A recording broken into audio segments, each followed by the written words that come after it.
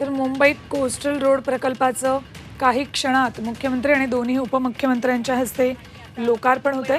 उद्यापासून हा coastal road अर्थात याची एक लेन जी आज खुली होती ती उद्यापासून मुंबईकरांच्या सेवेत असेल। बराच वेळ मुंबईकरांचा वाचणार आहे। वाहतूक कोंडीतून यामुळे सुटका होणार आहे। एक लेन जरी आता सुरू होत असली तरी ती सोमवार ते शुक्रवार सकाळी 8 ते रात्री 8 या वेळेतच खुली राहणार आहे। शनिवार रविवार कोस्टल रोड बंद राहणार आहे। मुंबईकरांसाठी मात्र कोस्टल रोडची एक लेन सुरू होती ही अत्यंत आनंदाची बातमी म्हणावी लागेल। वाहतूक कोंडीतून कारण सुटका होणार आहे।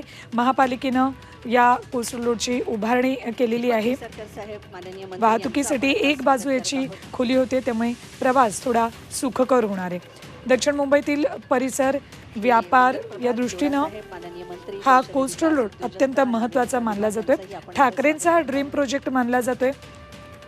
आदित्य ठाकरे, अरविंद सावंत स्थानिक आमदार आणि स्थानिक खासदार या दोघांनाही या लोकार्पण सोहळ्याचं निमंत्रण देण्यात आलं होतं।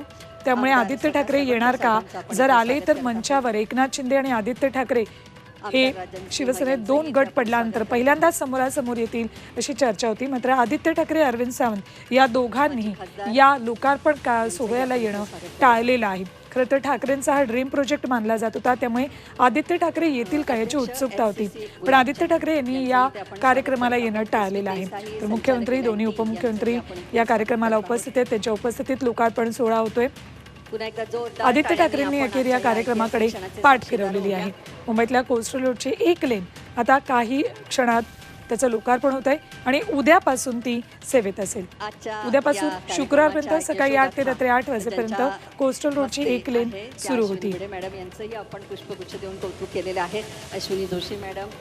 मुंबईचा भौगोलिक विस्तार उत्तर दक्षिण असा आहे त्यामुळे देशाच्या मुख्य भागाशी जोडलेले दोन मुख्य रस्ते उत्तर दक्षिण असेच बांधलेले होते। साहजिकच या रस्त्यांवर वाहतूक कोंडी सतत होत असायची, पण काही वर्षांमध्ये या रस्त्यांना पूरक नवे रस्ते बांधले जायला लागले, तसे प्रकल्प हाती घेतले जायला लागले। त्यामुळे वाहतूक कोंडीतून थोड्याफार प्रमाणात मुंबईकरांची सुटका व्हायला लागलेली आहे। खरं तर मेट्रो मोठे बोगदे सुद्धा जुळे बोगदे आहेत कोस्टल रोडवर। प्रकल्पाची वर्णी ते मरीन ड्राईव्ह दक्षिण वाही त्याची जी एक लेन सुरू होते त्या लेनसाठी 14,000 कोटींचा खर्च करण्यात आलेला आहे। त्या आमच्या अश्विनी बेडे मॅडम, अतिरिक्त महानगरपालिका आयुक्त, पूर्व उपनगरे यांचं कौतुक आज झालंच पाहिजे। जोरदार टाळ्यांनी त्यांचं आपण कौतुक करूया। खरं तर भारताच्या आर्थिक राजधानीमध्ये सार्वजनिक आणि खासगी वाहतूक दुवे सुधारण्यासाठी सुद्धा आणि अत्यंत महत्त्वाचं म्हणजे गर्दी, प्रदूषण कमी करणं, वाहतूक कोंडीतून मुंबईकरांची सुटका करणं, यासाठी हा नवीन कोस्टल रोड सर्वांसाठीच अत्यंत फायद्याचा ठरणार आहे। अतिरिक्त महानगरपालिका आयुक्त, पूर्व उपनगरे।